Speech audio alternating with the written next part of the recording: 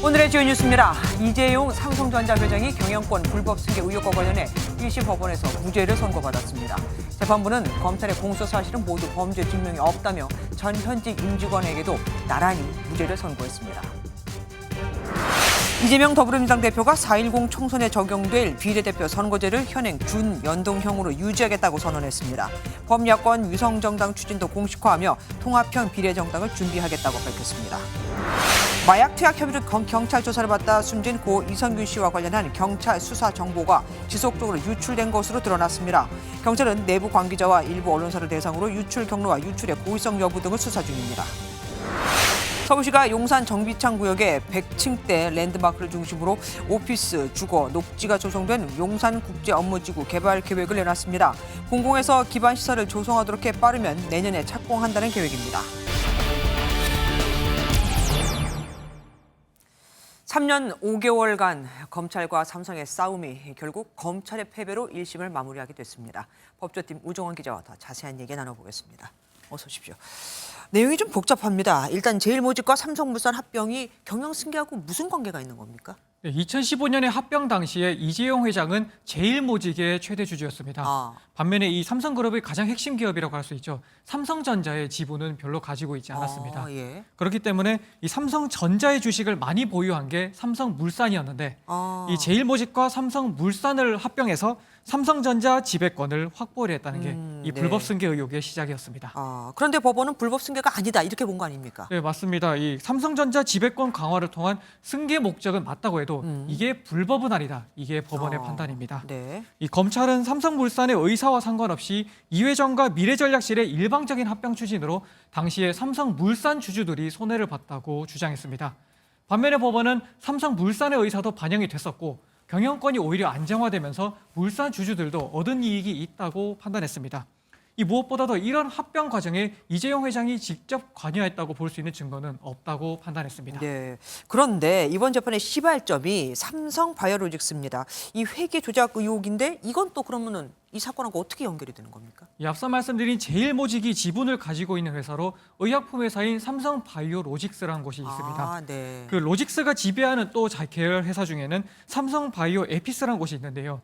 이 제일모직 삼성물산 합병과 같은 해 이 로직스가 갑자기 우리는 에피스에 대한 지배력이 없어졌다면서 회계 처리 방식을 바꿨습니다. 네. 그 결과 무슨 신제품 특수 같은 게 있었던 것도 아닌데 단순히 회계 처리만 바꾼 것만으로도 로직스 같은 경우에는 5조 원, 그리고 로직스 지분을 갖고 있던 제일모직은 3조 원이라는 순이익이 이 장부에 갑자기 기록이 됐습니다. 네. 이 합병 과정에서 제일모직 과대평가 논란이 불거지고 있었는데 이를 잠재우려고 실제로 제일모직 가치가 높았다 이렇게 보이게 만들려고 회계 조작을 했다는 게 네. 검찰의 주장이었습니다. 그런데 법원은 이것도 문제가 아니다 이렇게 본 거 아닙니까? 네, 맞습니다. 실제로 지배관계가 바뀐 게 맞기 때문에 이 회계법인이 올바른 회계 처리를 찾은 거고 또 분식회계의 고의도 없었다고 보는 게 맞다 이렇게 판단했습니다. 그러면 이재용 삼성 회장의 사법 리스크는 이제 다 해소됐다 이렇게 봐도 되겠습니까? 이 재판에 4년 가까운 시간이 걸리긴 했지만 이제 1심 재판이 끝난 거기 때문에 아직 끝났다고 보기는 어려울 것 같습니다. 네. 조금 전에 이제 검찰은 판결을 면밀히 검토해서 항소 여부를 결정하겠다고 밝혔는데요.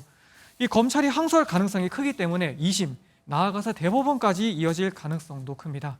다만 1심에서 일부도 아닌 전부 무죄 판단을 받은 만큼 이재용 회장 측은 다소 유리한 위치에서 2심 재판을 받을 수 있게 됐습니다. 네.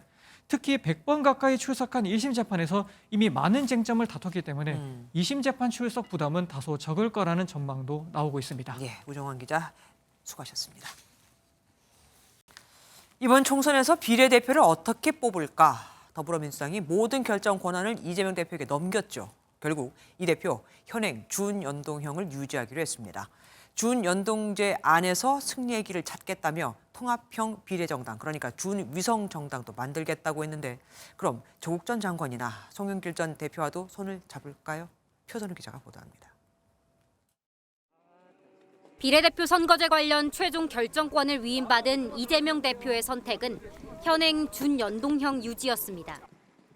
이 대표는 5.18 민주묘지 참배를 마친 뒤 긴급 기자회견을 열고 준연동제는 불완전하지만 소중한 한 걸음이라며 과거 회귀가 아닌 준연동제 안에서 승리의 길을 찾겠다고 밝혔습니다. 연동제 취지를 살리는 통합형 비례정당을 추진하겠습니다. 민주개혁 선거 대연합을 구축해서 민주당의 승리, 국민의 승리를 국민의힘이 준비하는 위성정당과 다르다는 점도 강조했습니다. 소수정당도 비례의석을 확보할 수 있도록 함께해 연동제의 취지를 살리겠다는 겁니다. 절반쯤 위성정당이고 절반쯤은 연합 플랫폼, 소수정당의 연합 플랫폼 형태이겠죠. 그래서 이 중간에 반반쯤 섞여 있기 때문에 준위성정당이라고 표현했습니다. 다만 비례대표 공천권이나 순번 배정 등 현실적인 문제에 대해선 말을 아꼈습니다. 또 송영길 전 민주당 대표와 조국 전 법무부 장관 등이 비례정당 창당을 예고한 상황에서 어디까지 손을 잡을지도 과제입니다. 민심 텃밭 광주에서 내린 이 대표의 결단이 앞으로 민심에 어떤 영향을 끼칠지, 명분과 실리 두 마리 토끼를 모두 잡을 수 있을지 주목됩니다. MBN 뉴스 표선우입니다. 준연동형제 유지라는 결정을 발표하면서 이재명 더불어민주당 대표는 각기 다른 이유를 들며 3번이나 대국민 사과를 했습니다. 사실 위성정당을 만들지 않겠다는 건 이 대표의 공약이기도 했죠. 그래서인지 위성정당을 만들게 된 건 여당 때문이라고. 민주당은 위성정당 금지 입법에 노력했지만 여당의 반대로 실패했다고도 했습니다. 그럼 이번 결정의 배경은 무엇이었을까요? 우선은 당이 더 이상 분열하는 건 안 된다가 가장 큰 이유였을 겁니다. 이병주 기자가 알아봤습니다. 막판까지 홀로 고심한 걸로 알려진 이재명 민주당 대표는 여당과의 협의가 사실상 불가능한 상황에서 어쩔 수 없는 선택이었다며 여당에 책임을 돌렸습니다. 같이 칼을 들 수는 없지만 방패라도 들어야 하는 이 불가피함을 조금이나마 이해하여 주시기를 바랍니다. 그러면서도 약 10분간의 기자회견 동안 4차례 고개를 숙이며 몸을 최대한 낮췄습니다. 애초에 불완전한 선거제도를 탄생시키고 위성정당 방지법을 마련하지 못한 점, 그리고 또다시 준위성정당을 만들게 된 것에 대해 각각 사과했습니다. 더 이상 분열은 안 된다는 지적을 무겁게 받아들인 거란 해석입니다. 실제 하루 전 만난 문재인 전 대통령도 야권의 힘을 모으기 위해 연동형 유지를 당부한 것으로 알려졌습니다. 지역구 문제를 포함한 선거 대연합을 언급한 만큼 여당과의 접전 지역에서 야권 단일 후보로 대응할 수도 있게 됐습니다. 결과적으로 당내 추가 이탈을 막고 범민주 진보 진영의 세력을 모아 총선 승리 가능성을 높인 겁니다. 제3지대 민주진영 내 평가는 엇갈렸습니다. 앞서 선거연합정당을 만든 새진보연합은 환영한다며 참여 의사를 밝혔지만 이낙연 새로운미래 공동대표 등은 국민을 속이는 꼼수라고 비판했습니다. MBN 뉴스 이병주입니다. 준연동형을 유지하겠다는 민주당에 대해 한동훈 국민의힘 비대위원장은 이재명 입법 독재라고 비판했습니다. 이재명 대표는 자기를 방탄해야 하는 대단히 큰 이해관계를 가진 사람인데 그 사람을 공개적으로 다수당에 따르는 것도 코미디라면서 말이죠. 또 문재인 전 대통령을 만난 뒤 자신의 입맛대로 바꾼 것 아니냐며 맹공을 퍼붓기도 했습니다. 김태희 기자가 보도합니다. 한동훈 국민의힘 비상대책위원장은 준연동형 비례대표제 유지는 계산에 논리적 근거가 없다며 이재명 대표를 비판했습니다. 1인 지배의 체제가 되는 것이고 입법 독재입니다. 왜 5천만 국민이 이재명 대표 한 사람의 기분과 눈치를 봐야 됩니까?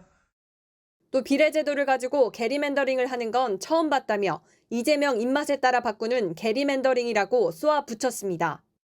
게리맨더링은 정당이 선거에서 유리한 결과를 얻기 위해 선거구를 기형적인 모습으로 변경하는 것을 뜻합니다. 국민의힘은 셈법이 복잡한 준연동형 비례제 대신 국민이 알기 쉬운 병립형 비례제로 가는 것이 당의 방침이라고 입장을 밝혔습니다. 소수정당 배려라는 명분은 껍데기고 실제로는 의석 나눠먹기, 의회 독재를 유지하겠다는 검은 속내를 드러낸 거라고. 정치개혁특별위원회 소속 국민의힘 위원들도 지난 9월에 양당 지도부에서 협의한 3개 권역별 병립형 비례대표제 채택을 촉구했습니다. 국민의힘은 지난주 가칭 국민의 미래 위성정당을 만들었습니다. 양당의 위성정당 출연이 가시화되면서 소수정당 원내 진입이라는 준연동형 비례대표제의 본래 취지는 살리기 어려워 보입니다.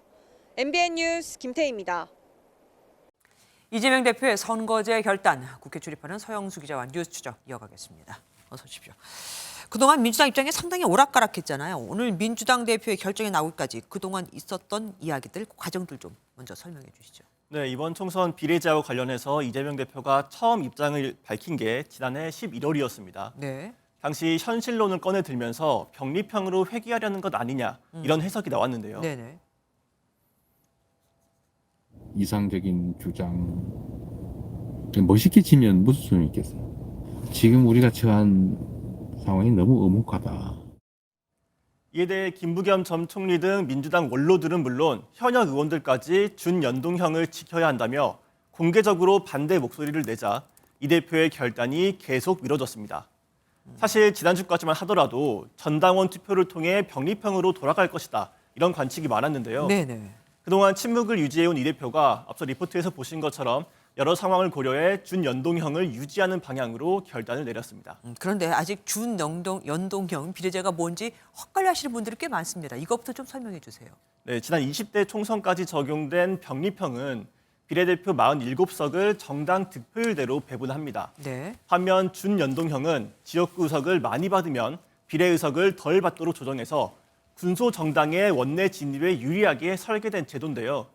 21대 총선 때는 한시적으로 47석 중 30석에만 연동형 상한석, 즉 캡을 적용했고 네. 나머지 17석은 병립형이었습니다. 소수 정당을 배려하면서도 양당이 위성정당을 만들 요인을 줄여보겠다 이런 취지였는데 결과적으로 양당이 모두 위성정당을 만들며 무의미해졌습니다. 네. 여야가 별도로 합의해 수정안을 만들지 못하면 이번 총선에서는 47석 전체에 연동형이 적용됩니다. 가장 궁금한 건 결국 이렇게 준연동형으로 갔을 때 어느 당에 더 유리할까 하는 거 아니겠습니까? 이것 때문에 사실 이재명 대표가 제대로 빨리 결정을 못한 거기도 하고요. 네, 양당 입장에서는 위성정당이 있는 준연동형이나 병립형이나 거의 실질적으로 차이가 없다 이렇게 보시면 될 것 그래요? 같습니다. 네, 지난 21대 총선 결과를 보면서 설명드리겠습니다. 네. 양당 위성정당이 대부분 의석을 가져가면서 군소정당인 정의당은 5석에 그쳤고 국민의당과 열린민주당은 이후 양당에 흡수됐는데요. 민주당 위성정당인 더불어시민당 당선자 대부분도 잔류를 선택했고 이탈한 건 용해인, 조정은 의원 2명에 불과했습니다. 네.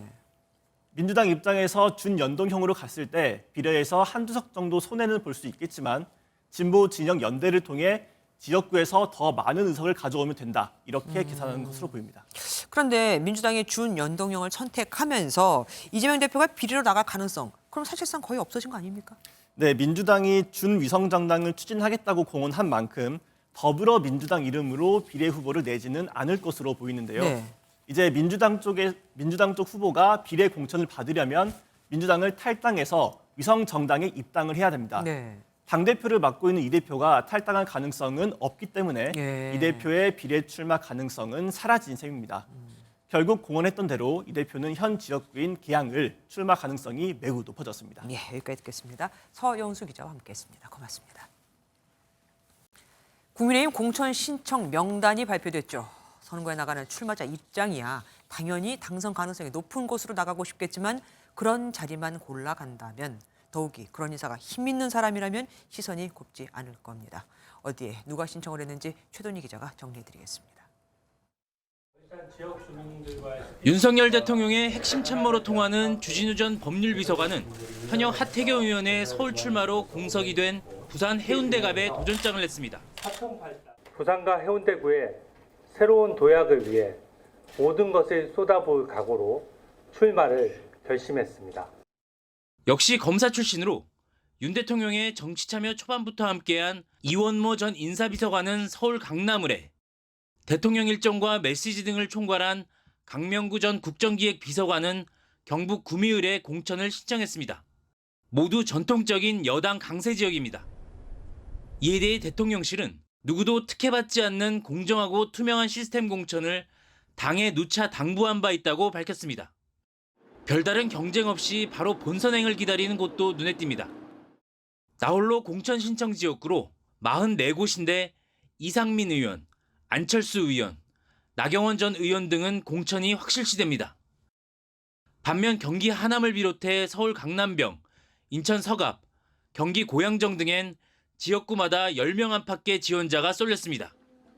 대부분 여당 지지세가 비교적 높거나 지역개발 논의가 진행 중으로 집권 여당 카드를 기대할 수 있는 곳들입니다. 주류 내지 실세 그룹들이 너무 양지만 찾아가는 거 아니냐. 그런 비판론이 당내외에서 제기될 수는 있죠. 그런데 선거에 임하는 후보자들 입장에서는 당선 가능성이 가장 중요하잖아요. 김무성 전 새누리당 대표, 이인재 전 의원, 심재철 전 국회 부의장 등 이른바 올드보이들 모두 여권이 공석인 지역구에 도전했습니다. MBN 뉴스 추돈입니다. 민심의 풍향계로 꼽히는 한강벨트의 경쟁도 치열합니다. 대통령실의 용산 이전으로 해볼 만한 승부처이자 동시에 체급을 키울 수 있는 곳이 됐거든요. 인구 증가로 분구가 예상되는 경기 하남은 무려 11명의 신청자가 몰렸습니다. 이어서 김지영 기자가 보도합니다. 서울 49개 지역구 가운데 지난 총선에서 국민의힘이 차지한 곳은 8곳으로 용산을 제외하면 모두 강남권입니다. 국민의힘은 한강 벨트를 승부처로 삼고 공을 들이고 있는데 용산 시대가 열리면서 당내 경쟁도 치열합니다. 전현직 의원 4명이 몰린 마포갑은 조정훈 의원과 신지호 전 의원으로 정리됐습니다. 이용호, 최승재 의원은 당의 요청으로 서울 서대문갑과 경기 광명갑 험지 출마 결단을 내렸습니다. 경쟁 치열하게 하고 그다음에 공천이 되면 서로 협력해가지고 거대 야당하고 싸워야 되는 거니까. 김경률 비대위원의 불출마로 마포을은 전략 공천 가능성이 커졌습니다. 임종석 전 대통령 비서실장이 출마를 준비 중인 중구 성동갑은 윤희숙 전 의원이 일찌감치 운동권 심판론 총선 구도를 굳히고 있습니다. 중구 성동을은 여전히 혼전 양상입니다. 종로 출마를 접은 하태경 의원과 이혜훈 전 의원, 이영 전 중소벤처기업부 장관 등 3파전인데 추가 조정이 예상됩니다. 지역구 59곳 가운데 7곳만 차지한 경기도는 여당 프리미엄에 힘입어 지난 총선보다 100명 가까이 지원자가 늘었습니다. 수원 출신 박문규 전 산업부 장관이 수원병에, 영입인재 이수정 교수는 근무지 경기대가 있는 수원정에 지원했습니다. 지역구 분구가 예상되는 경기 하남에 11명이 몰리며 가장 높은 경쟁률을 기록했습니다. 국민의힘은 면접이 시작되는 오는 13일 전에 공천에서 배제할 부적격자를 결정합니다. MBN 뉴스 김지영입니다. 설 명절을 앞두고 한동훈 국민의힘 비상대책위원장과 이재명 더불어민주당 대표가 나란히 재래시장을 방문했습니다. 민심을 청취하며 민생 행보를 이어가겠다는 건데 이 자리에서도 신경전은 이어졌습니다. 현장 분위기 이지우 기자가 전해드립니다. 청바지에 후드티를 입은 한동훈 비대위원장이 이번엔 서울 동대문구 경동시장을 찾았습니다. 지난주 경기 구리와 김포에 이어 수도권을 공략하는 민생 행보를 이어간 겁니다.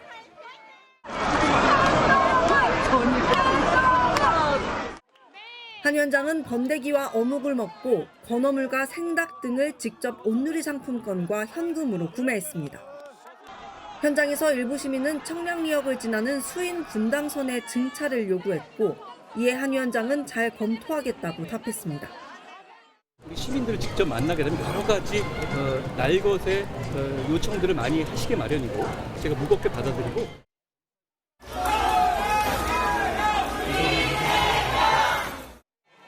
이재명 대표도 피스프 첫 대중행사로 광주 양동시장을 찾았습니다. 파란색 장바구니를 든 이 대표는 온누리 상품권으로 떡, 대추 등 설 음식을 구매하고 고 노무현 전 대통령이 방문했던 시장 내 국밥집을 2년 만에 다시 들렀습니다. 이 대표는 지역 화폐 예산을 언급하며 서민 정책을 강조했습니다. 어려운 데서 서민 정책들을 좀 강화하면 좋겠다. 그중에 대표적인 게 여러분들이 직접 체감하고 있는 지역 화폐 예산입니다. 이곳에서도 여야 대표는 신경전을 이어갔습니다. 이 정부 여당이 지금까지 잘못된 국정기조를 바꿀 것 같지가 않아요. 그럼 결국은 죽비를 때려야 되지 않습니까? 정신 들게. 그 죽비가 바로 선거죠. 그게 무슨 말이에요? 그분 매번 때립니까? 여야 대표는 각 당의 민생 공약을 국민 설 밥상에 올려 민심 잡기에 나서겠다는 계획입니다. MBN 뉴스 이지율입니다. 총선을 2달 앞두고 박근혜 전 대통령이 대구에서 북 콘서트를 열었습니다. 정치 현안에 대한 직접적인 언급을 피했지만 재임 기간 못다한 일을 누군가 해줬으면 한다고 말해 간접 지원 여지를 남겼습니다. 이호정 기자입니다. 지지자들의 박수를 받으며 무대에 오른 박근혜 전 대통령은 대통령 당선 이후부터 지난 10여 년간의 소회를 직접 밝혔습니다. 대통령을 지냈던 사람으로서 아쉬웠던 일에 대해서는 또 그냥 아쉬운 대로 좀 잘한 결정이다 생각한 건 또 그대로 그 밝힘으로써 이게 미래 세대한테도 교훈이.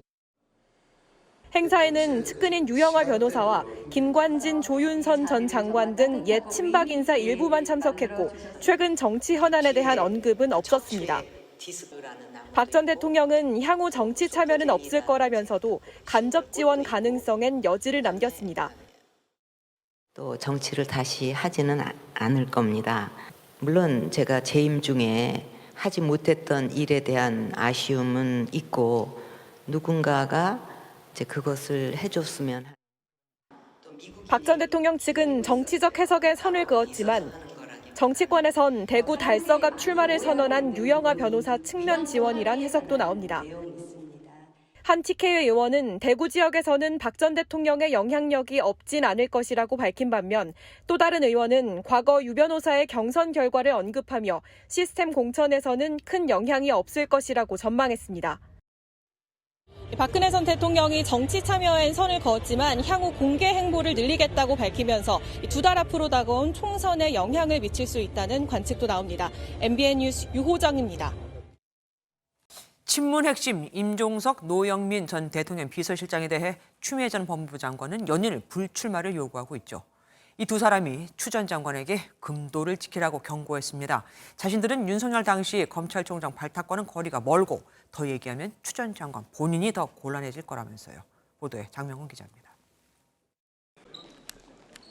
임종석 전 대통령 비서실장은 윤석열 정부 탄생 책임론을 들어 총선 불출마를 요구한 추미애 전 법무부 장관에게 강하게 경고했습니다. 민주당 모두 윤석열 당시 검사에 속은 것이라며 못난 집안 싸움은 그만하자고 했습니다. 얘기를 하시면 하실수록 본인이 더 곤란해지실 거기 때문에 배신한 사람을 나무래야지 계속 뒤로 돌려서 어디가 시작이었느냐 이렇게 하면. 인 전 실장과 함께 불출마 요구를 받은 노영민 전 비서실장도 가세했습니다. 문재인 정부 비서실장은 규정상 검찰총장 인사에 개입할 수 없었다면서 추 전 장관의 주장을 정면 반박했습니다. 금도는 지켜야 한다 이렇게 생각을 하고 있습니다. 비서실장은 관여할 수가 없습니다. 그리고 민정수석이 대통령한테 직보해서 결정되는. 지난달 추 전 장관과 친명계 원외단체는 윤 정부 탄생에 책임이 있다며 두 사람의 총선 불출마를 주장해왔습니다. 일각에선 명문 회동 직후 나온 당내 단합 메시지에 공격의 대상이었던 친문 인사들이 적극적으로 목소리를 내고 있다는 해석이 나옵니다. MBN 뉴스 장명훈입니다.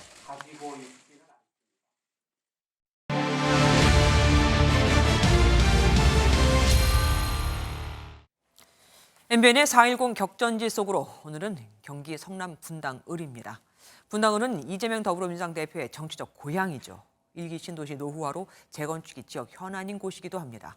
전통적으로 보수세가 강했지만 최근 두 번의 총선에선 민주당이 승리해 이번에 3선 쐐기 밖에 나섰고 국민의힘에서는 탈환을 목표로 당내 경쟁을 치르고 있습니다. 유승원 기자가 현장에 다녀왔습니다. 분당 신도시의 남부 지역인 성남 분당을은 전통적으로 보수세가 강합니다. 지난 20대 대선에서 윤석열 국민의힘 후보가 이재명 더불어민주당 후보를 큰 표차로 이겼습니다. 분당 각과 분당 을로 선거구가 나뉜 16대 총선부터 18대 총선까지 임태희 전 한나라당 의원이 삼선고지에 올랐습니다. 하지만 임 전 의원의 청와대 비서실장 임명으로 치러진 보궐선거에서 당시 손학규 민주당 대표가 승리하면서 분위기가 점차 바뀌었습니다. 최근 두 차례 총선에서는 더불어민주당이 모두 승리했습니다. 3선에 도전하는 현역 민주당 김병욱 의원을 상대로 국민의힘에서는 김은혜 전 대통령실 홍보수석과 김민수 국민의힘 대변인, 이상욱 건국대 대학원 겸임교수가 도전장을 냈습니다. 진보당에서도 유인선 전 건설노조 경기도건설지부 청년위원회 부위원장이 출마를 선언했습니다. 터파 탈환에 나선 국민의힘이 당내 경선을 통해 어떤 후보를 공천할지 관심이 높습니다. 여러분이 나오면 그만큼 경쟁력이 있는 어떤 그런 정책들도 나올 것이고 추진력도 가지셨으니까 자신감 있게 지금 나오셨으니까 그분들의 그 정책을 좀 보고 지역을 잘 아는 사람이 당선돼야 한다는 목소리도 나옵니다. 그래도 아는 사람이 해야 될 거 아니에요. 모르는 사람이 와서 뭐 새로운 걸 만들어가지고 맨날 그럼 또 이 여야가 또 싸우잖아. 그거. 1기 신도시 노후화로 재건축 선도지구 지정이 지역 현안으로 떠오르면서 시민들은 진영을 떠나 구체적인 공약을 당부했습니다. 승리를 위해서 여론몰이를 하는 느낌이 더 강해서 어떻게 인프라를 구축할 거며 그다음에 어떤 순서로 이걸 진행을 할 건지 성의 있게 정치인들이 좀 내놨으면 좋겠어요. 험지에서의 3선 성공으로 쐐기를 박으려는 민주당과 보수세 결집으로 탈환하려는 국민의힘 사이 치열한 경쟁이 예고된 가운데 성남 출신 진보당 후보가 얼마나 선전할지에도 관심이 쏠립니다. MBN 뉴스 유승호입니다. 오고 가는 언제 매일 여의도는 전쟁 중 Talk to me. 총선 독독 시간입니다. 국회 출입하는 민지숙 기자와 함께합니다. 어서 오십시오. 정치권에서 지금 인재 영입에 한창 공을 들이고 있지 않습니까? 그런데 지금 어디서 많이 뵌 분입니다. 누구죠? 네, 국민의힘 사격 황제 진종호 선수를 영입했습니다. 네네. 진 선수 2004년 아테네부터 도쿄까지 5번 연속 올림픽에 출전해서 금메달 4개, 은메달 2개를 목에 건 이 사격계의 살아있는 전설이죠. 네. 오늘 직접 이 빨간 점퍼를 입혀준 한동훈 비대위원장 이런 소감을 밝혔습니다. 정치가 참 좋은 것 같습니다. 그게 아니면 제가 어떻게 이 세계 사격계 고트인 진종호 선수 옆에 이렇게 앉아 보겠습니까? 염소입니까? GOAT, 다른 뜻인데요. 한마디로 역대 최고라는 뜻입니다. 역사적인 업적을 남긴 인물들에 대한 존경의 뜻을 담은 약자 표현인데요. 네. 사실 한동훈 위원장 인재 영입을 통해서 자신의 팬심을 채운다고 고백한 적이 있습니다. 정치를 한 지가 한 달 정도 되는데요. 이거 하고 좋은 점이 그런 것 같아요. 제가 평소에 좋아하던 분들을 이게 뵙고 팬심을 이룰 수 있다는 것 같습니다. 직업 만족도가 굉장히 높은 것 같습니다. 네. 그런데 여의도에 이런 분이 한 분 더 있었죠, 오늘. 바로 김경률 비대위원 이야기입니다. 네. 이번 총선에서 불출마한다라고 어제 고백했지만 비대위 활동은 더욱더 열심히 하겠다라고 했었죠. 네. 오늘 회의에 나와서도 이렇게 이야기했는데요. 비대위원이라는 직업에 대해선 상당한 자긍심을 가지게 됩니다. 참 비대위원이란 직업이 좋다. 이걸 절대 놓지 말아야 되겠다. 그런 생각을 했습니다. 저렇게까지 비대위원직에 만족을 하는 이유가 뭘까요? 네, 지난주 비대위 회의 때 김경률 위원이요, 이 노무현 재단이 세운 건물의 평당 건축비가 이상하게 높다라는 점을 지적했는데요. 네네. 여기에 곧바로 노무현 재단에서 축소성 주장이다, 혹세 무민하지 말라 이런 공식 입장문을 냈습니다. 네. 김 의원 본인이 3년 동안 비판했던 문제, 비대위에서 발언을 하자마자 답변을 얻었다면서 비대위원 역할 크게 만족스럽다라는 설명입니다.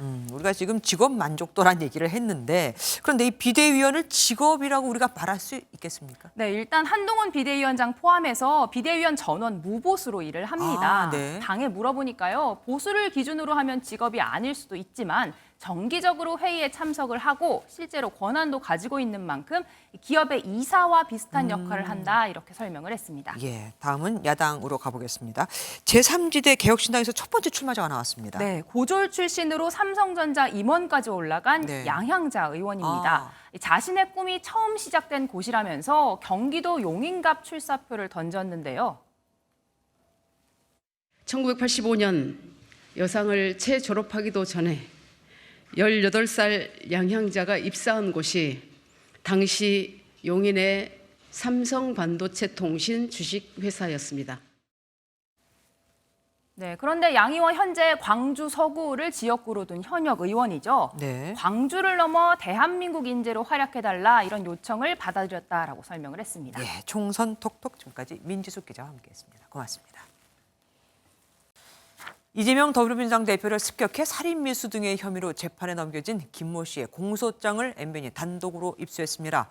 김 씨는 범행 7개월 전에 이미 범행 동기 등을 담은 이른바 변명문을 작성했고 흉기도 다른 사람 이름으로 구입하는 등 범행을 치밀하게 준비했던 것으로 드러났습니다. 안진우 기자가 단독 보도합니다. 이재명 더불어민주당 대표를 습격한 김모 씨. 지난해 4월 범행에 사용할 흉기를 구입한 김 씨는 손잡이를 개조하고 나를 예리하게 갈았다고 검찰은 밝혔습니다. 김 씨는 인터넷 사이트에서 다른 사람 이름으로 흉기를 구입했습니다. 인터넷에서 등산용 칼을 사려고 하는데 어떻게 결제하는지 모르겠다며 이웃에게 대신 결제해 줄 것을 부탁했고 10만 원을 계좌로 송금해 줬습니다. 범행에 사용할 흉기의 구입 경로를 숨기려는 의도로 추정됩니다. 공소장엔 범행을 치밀하게 준비한 정황도 담겼습니다. 김 씨는 범행 7개월 전인 지난해 5월 이미 범행 동기 등이 적힌 A4지 5쪽의 변명문을 작성했습니다. 한 달 뒤 범행 기회를 엿보다 실패하자 살인미수 방조죄로 불구속 기소된 지인에게 SNS 메시지를 보내 내용이 바뀌었다고 전했습니다. 3개월 뒤 변명문은 수정돼 8쪽으로 늘어났고 사진으로 내용이 전달됐습니다. 살인미수와 공직선거법 위반 혐의로 기소된 김 씨의 첫 재판은 오는 20일 부산지법에서 열릴 예정입니다. MBN 뉴스 안진우입니다. 배우 고 이선균 씨의 수사 정보가 담긴 내부 보고서가 그대로 인터넷 언론사에 유출됐다는 의혹은 사실이었습니다. 한 번도 아니고 여러 번, 그것도 지속적으로 내부 보고서 원본이 찍혀서 나갔다고 하거든요.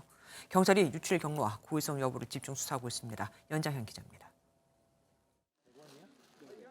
지난해 12월 경찰 소환 조사를 받던 고 이선균 씨가 숨진 채 발견된 다음 날 경찰은 기자회견을 열고 수사 과정에 문제는 없었다고 설명했습니다. 수사 사항의 유출 가능성에 대해서도 선을 그었습니다. 일부에서 제기한 경찰의 공개 출석 요구나 수사 사항 유출은 전혀 없었습니다. 하지만 수사 정보 유출 부분에 대해 지속적으로 의혹이 제기됐고 경찰은 지난달 15일 내사에 착수했습니다. 경기 남부경찰청은 지난달 22일 인천경찰청 마약범죄수사계와 일부 인터넷 매체 등을 대상으로 압수수색을 진행했습니다. 자체 수사를 계속해온 경찰은 결국 당시 내부 수사 보고서가 사건 시작 단계부터 지속적으로 일부 언론사 등으로 유출된 사실을 인정했습니다. 우종수 국가수사본부장은 보고서 원본이 사진의 형태로 유출됐으며 어떤 경로로 유출됐는지 고의로 유출한 것인지 등을 내부적으로 조사하고 있다고 밝혔습니다. 경찰은 내부 관련자 등을 중심으로 모든 조사를 진행하고 있다며 신속하고 엄중하게 수사를 이어나가겠다고 밝혔습니다. MBN 뉴스 연장현입니다. 오늘 새벽 서울 한남동에는 대통령 관저로 택시 20여 대가 진입을 시도했습니다. 호출된 위치로 가려면 관저 입구를 지나야 했거든요. 택시 기사들도 이상했겠죠. 그래서 전화를 걸어보니 호출한 번호는 없는 번호였습니다. 심동욱 기자가 보도합니다. 깊은 밤 서울 한남동 대통령 관저 인근에 여러 대의 택시들이 지나갑니다. 이 가운데는 예약된 차량이라는 표시가 눈에 띕니다. 오늘 새벽 2시 반쯤부터 약 2시간 동안 20여 대의 택시가 대통령 관저로 진입을 시도했습니다. 한 사람에 의해 5분에서 10분 간격으로 관저 인근으로 호출됐는데 목적지로 가기 위해서는 관저 입구를 지나야 했습니다. 당시 대통령실 외곽 경호를 담당하는 200의 경비단이 급하게 제지하자 택시기사들은 내비게이션 안내에 따라 호출 위치로 갔다고 말한 것으로 전해졌습니다. 택시기사들은 이상한 느낌이 들어 택시를 호출한 사람에게 전화를 걸었는데 없는 번호라는 황당한 일이 벌어졌습니다. 이 근방에 지금 그런 내용을 가진 차가 첫 번째 차 외에 또 있었다. 근데 없다. 이 근방에 부른 사람이 여기 근무자분이 없다. 호출 서비스를 담당하는 회사 측에서는 시스템 오류뿐만 아니라 대포폰 또는 해외 전화 사용 가능성이 있다고 해명했습니다. 저희도 지금 파악을 하고 있는데 해외 일 수도 있고 아니면은 대포폰을 쓴 건지 저희도 지금 그거는 확인을 해봐야지 알 것 같습니다.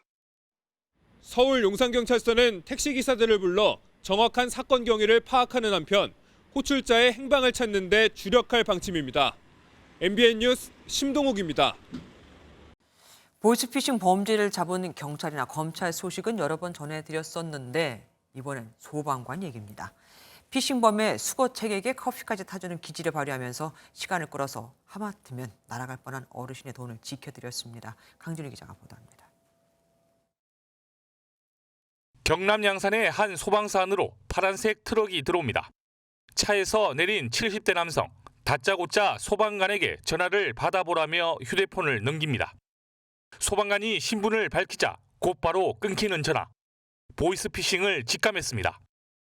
아침에 금감원으로부터 전화를 받아서 통장에서 1억 6천만 원 상당 되는 금액이 빠졌다 해서 이제 무마하려면 현금 1,000만 원이 필요하다. 이민호인은 피싱범의 지시대로 현금 1,000만 원을 인출해 수거책을 만난 상태였지만 얘기를 할수록 낌새가 점점 이상했습니다. 노인은 파출소를 찾았지만 하필 비어있었고 급한 마음에 옆에 있던 소방서로 향했던 겁니다. 소방관들은 할아버지와 함께 다시 만난 수거책에게 잠깐이면 된다며 소방서로 안내한 다음 경찰이 올 때까지 시간을 벌었습니다.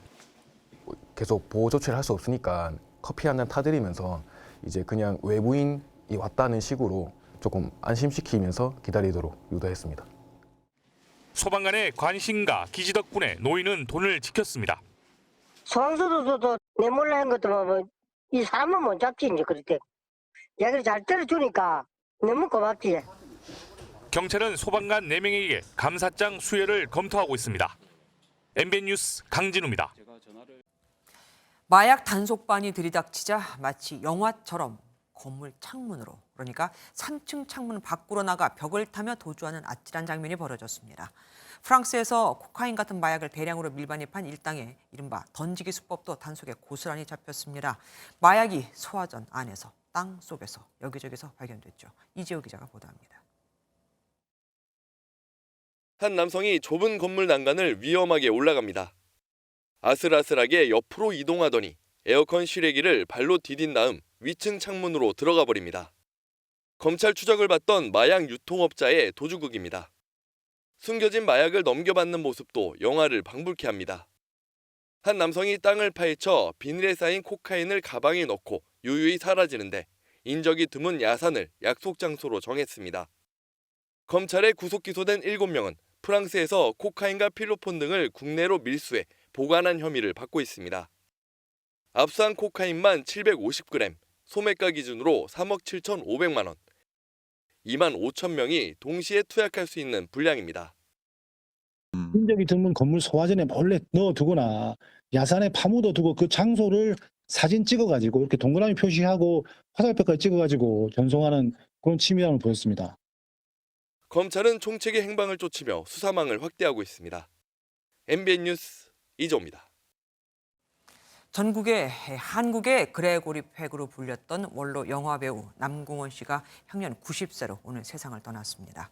고 신성희 씨와 함께 1960년대에서 70년대 음악을 수놓았던 고인은 홍정욱 전 의원의 아버지이기도 하죠. 전광열 기자가 보도합니다. 영문이 박달재를 넘어가시고 여보. 수려한 외모로 음악을 수놓았던 고 남궁원 씨가 당대 최고의 여배우 김지미 씨와 함께 출연했던 1970년 개봉 영화 눈물의 박달재 한 장면입니다. 1934년 경기 양평에서 태어난 고인은 한양대 화학공학과를 다니다 영화계에 입문했습니다. 원래 배우가 될 생각이 없었지만 해외 유학을 준비하다 어머니의 치료비를 벌기 위해 연기를 시작했습니다. 1959년 영화 그 밤이 다시 오면으로 스크린에 데뷔한 고인은 1999년 마지막 작품으로 기억되는 애까지 영화 345편에 출연했습니다. 빨간 마우라, 내시, 화녀 등 1960, 70년대를 대표하는 한국 영화에 나왔고 청룡영화상 인기 나무상, 대종상 나무주연상 등 여러 상을 받았습니다. 한국의 그레고리 팩으로 불린 배우답게 유명한 TV 광고에도 다수 출연했습니다. 체력은 국력입니다. 베스트셀러 7막 7장의 저자이자 국회의원을 지낸 홍정욱 회장의 아버지이기도 한 고인은 수년 전부터 폐암 투병을 해왔고 최근 건강 상태가 나빠졌던 것으로 알려졌습니다. 발인은 오는 8일이고 장례는 평소 가족을 중시했던 고인의 뜻에 따라 가족장으로 간소하게 치러질 예정입니다. MBN 뉴스 전광열입니다. 심각한 저출산 문제에 기업들도 동참하고 있습니다. 한 직급 승진에 이어 아이를 한 명 낳을 때마다 1억 원을 지급하겠다는 기업도 등장을 했거든요. 현금 지원 규모로는 가히 파격적이죠. 직접 저출산 대책에 나선 기업들과 그 대안들을 고정수 기자가 모아봤습니다. 부영그룹의 올해 시무식에 뜻밖에도 직원 가족들이 등장했습니다. 2021년 이후 아이를 낳은 임직원 70명의 가족들입니다. 부영그룹은 이 자리에서 출산 지원책으로 자녀 한 명당 현금 1억 원을 한 번에 지급하겠다고 밝혔습니다. 당장 70억 원이 소요되는데 기업이 제시한 출산 장려금으로는 역대 최대입니다. 또 국가가 땅을 제공하면 셋째까지 낳은 가정은 영구 임대주택에 거주할 수 있게 하겠다는 대책도 나왔습니다. 나와서 열심히 일하는 여러분에게 집에 가셔서도 대한민국 출산 장려에 협조해 주십시오. 그래서 우리의 발전과 국가 발전이 같이 이룩되도록. 포스코도 첫째를 낳으면 200만 원, 둘째 이상은 500만 원을 지원합니다.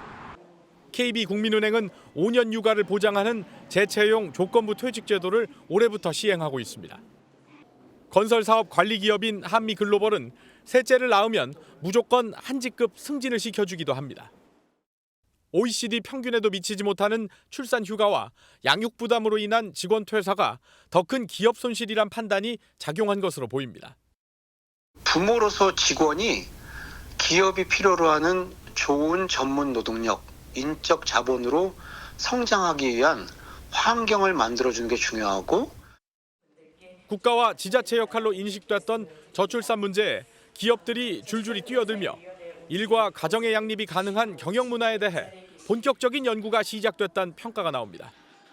MBN 뉴스 고정수입니다. 요즘 서울 여의도 일대에서 대기업의 성과급 체계를 비난하는 트럭이 돌아다니고 있습니다. 직원들이 성과급 축소에 반발해 트럭 시위를 벌이는 건데요.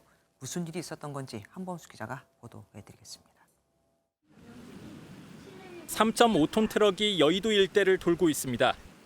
전광판에는 성과보상 공정, 성과체계 공개 등의 문구가 적혀 있습니다. 이 트럭은 LG에너지솔루션 직원 1,700여 명이 익명 모금으로 빌린 것으로 오는 29일까지 여의도 본사 주변을 돌 예정입니다.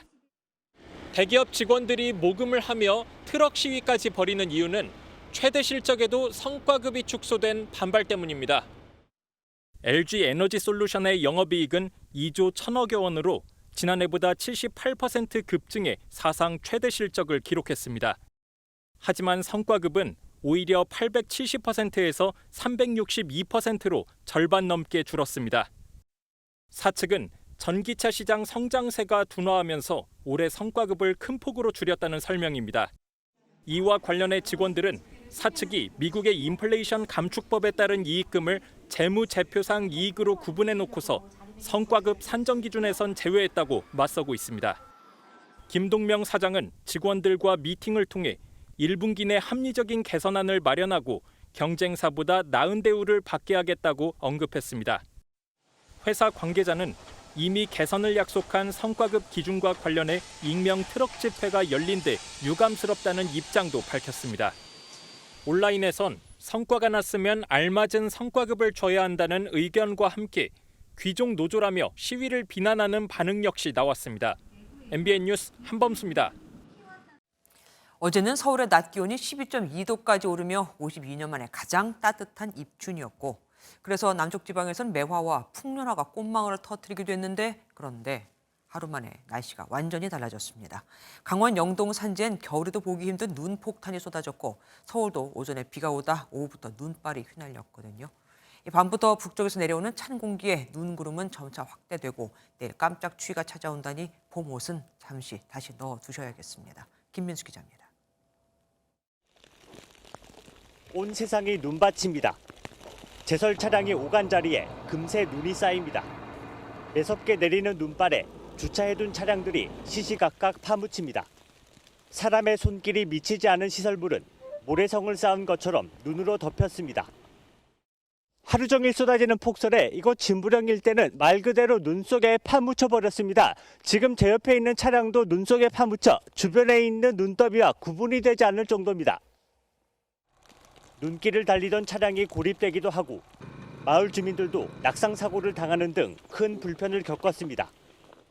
집사람 눈 치다가 썩 자빠져갖고 손 분들어지고 난리 났어요 지금. 오늘 병원 가는 날인데 눈 와서 못 가잖아요 지금. 오늘 오후 5시 기준 강원 진부령엔 하루 32.2cm, 조친령엔 34cm의 눈이 쌓이는 등 강원 산간을 중심으로 많은 눈이 내렸습니다. 눈구름이 확대됨에 따라 서울 등 중부지방에 내리던 봄비도 점차 약한 눈발로 바뀌었습니다. 북쪽에서 찬 공기가 내려오는 가운데 남쪽에서 따뜻한 공기가 북상하면서 눈과 비를 가르는 기온 경계선이 중부지방을 지난 영향으로 분석됩니다. 6일 아침까지 대부분 지역에 비 또는 눈이 내리겠고 밤사이 기온이 낮아지면서 빙판길과 도로 살얼음이 예상되니 교통안전에 유의하기 바랍니다. 내일 낮 기온은 평년보다 높지만 아침 기온은 오늘보다 3도에서 9도가량 뚝 떨어져 영하 5도 안팎을 기록할 것으로 전망됩니다. MBN 뉴스 김민수입니다. 미국 캘리포니아에는 허리케인에 비견되는 강한 폭풍우가 몰아치고 있습니다. LA에는 100mm 이상의 비가 예보됐고 최대 시속 140km의 돌풍도 불고 있습니다. 100만 가구 이상이 정전되는 등 피해는 이미 시작됐습니다. 최희지 기자입니다. 도로에 물이 차올라 달리는 차의 바퀴까지 물에 잠겼습니다. 강물이 불어올라 다리 위로 넘쳐 흐르고 거리는 토사로 뒤덮였습니다. 차가 멈춰 밀고 가거나 차 안으로 밀려 들어온 물을 퍼내는 사람도 있습니다. 도로의 나무들은 시속 140km가 넘는 강풍을 버티지 못해 도로 위로 쓰러졌습니다. I'm a little bit more scared this time. The warnings, we had an order to evacuate. 100만 가구 이상이 정전됐고 공항이 폐쇄돼 1000여 편 넘는 항공편이 취소되는 등 곳곳에서 피해가 속출하고 있습니다. Since the storm is so wide, it's really hitting the entire state of California, and so. 겨울 폭풍우의 원인은 다량의 수증기를 머금은 좁고 긴 비구름대 대기의 강으로 2년 연속 캘리포니아를 덮쳤습니다. Where the storm center is, meaning that it's still well offshore, and that will probably cause winds to increase in some of the valley locations because a lot of them, the big Central Valley, of course, but also a lot of these smaller valleys. 캘리포니아 중남부 지역 곳곳에 폭우와 홍수 경계령이 내려진 가운데 남부 8개 자치구에 비상사태가 선포됐습니다. MBN 뉴스 최희지입니다. 서울의 중심 용산 정비창 부지는 국제 업무지구로 지정만 됐을 뿐 그동안 그러니까 10년 이상이나 계획이 생겼다 없어졌다를 반복했죠. 오세훈 시장이 100층대 랜드마크를 만들고 사업 부지 넓이와 동일한 규모의 대규모 녹지를 조성하는 구체적인 청사진을 제시했습니다. 이서영 기자가 취재했습니다. 고층 건물로 둘러싸인 도심의 50만 제곱미터 넓이의 땅이 텅 비어 있습니다. 여의도 국회의사당 1.5배 크기의 용산역 정비창 부지입니다. 10년간 공터였던 이곳에 100층짜리 랜드마크 빌딩이 들어섭니다. 사무실과 거주 공간이 들어갈 이 빌딩 45층에는 공중 보행로를 설치해 주변 고층 빌딩 하나하나와 연결합니다. 해당 부지 빌딩들에는 평균 900%, 최대 용적률 1700%를 허용합니다. 용적률을 풀면 자칫 삭막할 수 있지 않겠느냐는 우려에 사업 부지 넓이와 동일한 50만 제곱미터 녹지를 만들겠다고 청사진을 펼쳤습니다. 철거가 필요 없어 당장 내년부터 착공이 가능해 2030년이면 녹음이 우거진 공간을 거닐 수 있게 됩니다. 일명 수직도시답게 시민들은 최고층 전망대와 공중정원에서 산책을 즐길 수 있습니다. 서울 시민들께 매우 가까운 여가 공간으로 정말 쓸모 있는 공간으로 또 휴식 공간으로 다가갈 수 있느냐 하는데 굉장히 많은 공을 들였습니다. 총 사업비는 51조 원. 서울시는 1단계 비용 16조 원을 코레일과 SH공사가 부담한다고 밝혔습니다. MBN 뉴스 이서영입니다. 지금 MBN에서 열리고 있는 가왕전은 다음 달 열릴 한일 가왕전에 나설 국가대표 트로트 7인을 뽑는 거죠. 이제 결승전만 남았습니다. 지난번엔 당일 방송된 지상파, 종편, 케이블 모든 프로그램을 합쳐 시청률 1위를 기록하기도 했는데요. 양국의 자존심을 걸고 무대에 오를 가왕은 누가 될까요? 이상주 기자입니다.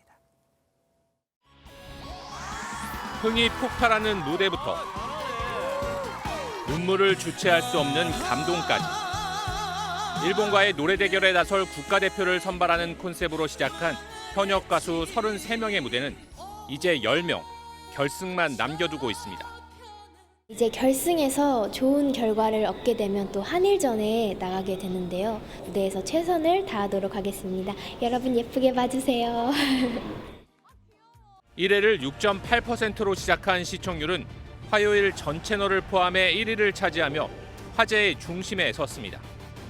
17세로 참가자 중 두 번째로 어린 전유진 양은 라운드마다 발전하는 모습을 선보여 1위로 결승에 오르는 이변을 만들어냈습니다. 살아온 세월이 저는 조금 적다 보니까 노래 가사라든지 표현하는 게 조금 어려울 때는 많아요. 언니들이랑 대화도 많이 나누고 조언도 얻으면서 노력하는 편입니다. 전통가요의 성패는 꺾기가 아니라 가슴을 뚫고 들어가는 힘, 표현력에 달렸다고 평가하는데 요즘 세대는 다양한 채널을 통해 전통가요를 접하고 따라 부르면서 나이에 비해 성숙한 표현이 가능해졌고 나만의 매력과 장점, 전략을 선보이는 10인의 가왕 중 최종 7위는 누구일지 한일 양국 팬들의 시선이 무대로 향합니다. MBN 뉴스 이상주입니다. 전국에 비나 눈이 내리고 있습니다. 특히 강원 영동 지역으로는 대설특보가 발효 중인 가운데 강원 미시령에는 30cm가 넘는 눈이 내려서 하는데요. 이 강수는 내일 아침까지 이어집니다. 이번 눈은 양도 많은 데다가 습기를 머금어서 무게가 상당하겠습니다. 앞으로 강원 산간 지역에 3에서 8cm, 강원 동해안과 충북, 경북 내륙에 2에서 7cm, 서울에도 많게는 5cm의 눈이 내려 쌓이겠고요. 기온이 높은 남부지방으로는 5에서 10mm의 비가 내리는 곳이 있겠습니다. 내일 비가 그친 뒤에도 하늘은 내내 흐리겠습니다. 중부지방 아침 기온은 서울이 영하 2도, 춘천 영하 4도까지 떨어지겠습니다. 남부지방은 광주가 4도, 부산 2도로 출발하면서 오늘보다는 3에서 9도가량 낮겠지만 여전히 예년 수준을 웃돌겠고요. 낮 기온은 오늘과 비슷하겠습니다. 다가오는 설 연휴 동안은 전국이 대체로 맑겠습니다. 내셨습니다. 안녕하세요. 김주하입니다. 공정하고 신속한 MBN 뉴스, 유튜브를 통해서도 만나보실 수 있습니다. 특히 더 많은 뉴스와 라이브를 보고 싶으시다면 오른쪽을 눌러서 구독하시면 됩니다. 어렵지 않죠? 빠르고 정확한 뉴스로 계속 찾아뵙겠습니다. MBN 뉴스를 시청해주신 여러분 고맙습니다.